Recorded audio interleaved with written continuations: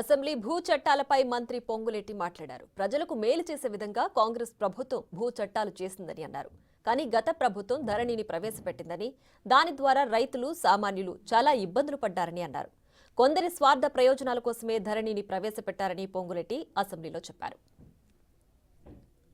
చట్టబద్ధంగా ఉన్న ఆస్తి ఏదైతే ఉందో, తన పిల్ల పెళ్లి కోసమో, తన కొడుకు చదువు కోసమో, తనకి వైద్యం కోసమో ఒక్క కుంట భూమి అమ్ముకోవాలన్నా ఆ చట్టము పుణ్యమా అంటూ ఒక్క కుంట కూడా, ఒక్క గజము కూడా అమ్ముకోలేని పరిస్థితి ఆ చట్టం వలన దాపురించిందన్నది అధ్యక్ష మీ వల్ల, మీ ద్వారా ఈ సభ్యులకే కాదు ఈ తెలంగాణ రాష్ట్ర ప్రజలకు కూడా తెలియజేస్తున్నాను.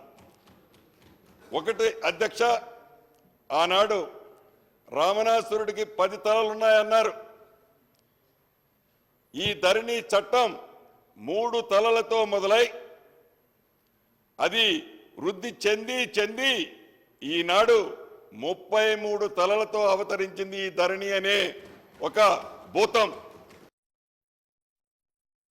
2.5 కోట్ల ఆస్తులని ఒక సింగపూర్ కంపెనీలో, ఒక విదేశాల్లో తాకట్టు ఆనాటి ప్రభుత్వం పెట్టిందన్నది నగ్న సత్యం అధ్యక్ష.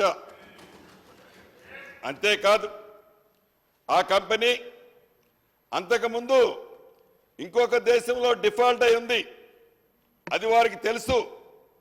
వారికి తెలిసినా వారి స్వార్థం కోసం, వారి ప్రయోజన కోసం, వారి తొత్తులకి ఈ ప్రభుత్వ భూములు కట్టబెట్టడం కోసం అదే కంపెనీకి ఈ ధరణి పోర్టల్ని వారు హ్యాండ్ ఓవర్ చేయటం జరిగింది. మండల స్థాయిలో, జిల్లా స్థాయిలో ఈ భూ సమస్యలు పరిష్కారం అయ్యాయి. ధరణి యాక్ట్ 2020లో తీసుకొచ్చిన తర్వాత ఆ ధరణిని ఒక కంపెనీకి ఆనాడు ఇచ్చారు అధ్యక్ష. ఐఎల్ఎఫ్ అనే కంపెనీకి ముందు ఈ ధరణిని నిర్వహించడానికి సాఫ్ట్వేర్ కంపెనీగా వారికి ఇవ్వటం జరిగింది. ఇచ్చిన తర్వాత ఆ కంపెనీని కొన్ని కారణాల చేత ఈ ఐఎల్ఎఫ్ఎఫ్ కంపెనీని టెరాసిస్ కింద చేంజ్ చేశారు. ఈ కంపెనీ సింగపూర్ కంపెనీకి సంబంధించినతో టైఅప్ పెట్టుకొని తెలంగాణ రాష్ట్రంలోని 2.5 కోట్ల ఆస్తులని ఒక సింగపూర్ కంపెనీలో, ఒక విదేశాల్లో తాకట్టు ఆనాటి ప్రభుత్వం పెట్టిందన్నది నగ్న సత్యం అధ్యక్ష. ఒక అపర మేధావిగా ఉన్న ఆనాటి పెద్ద ఆయన తెలంగాణ నుంచి భారత్కు విస్తరిస్తానని, దేశానికి దశ దిశ తానే అని చూపిస్తానని ప్రగల్భాలు పలికిన పెద్ద మనిషి ధరణి పేరుతో ప్రజలకు దగా చేశారన్నది ముమ్మాటికి నిజం. 10 ఏళ్ల తెలంగాణ రాష్ట్రం ధృతరాష్ట్ర కౌగిల్లో చిక్కుకుంది. ఆ పెద్ద మనిషి చేసిన ఈ పాప ఫలితాన్ని అన్యాయంగా తెలంగాణ రైతాంగం అనుభవించాల్సిన దుస్థితి దాపురించింది. ఇత్తు మంచిదైతే చెట్టు మంచిదవుతుందనే సామెత. చట్టం మంచిదైతే ప్రజలకు మేలు జరుగుతుంది.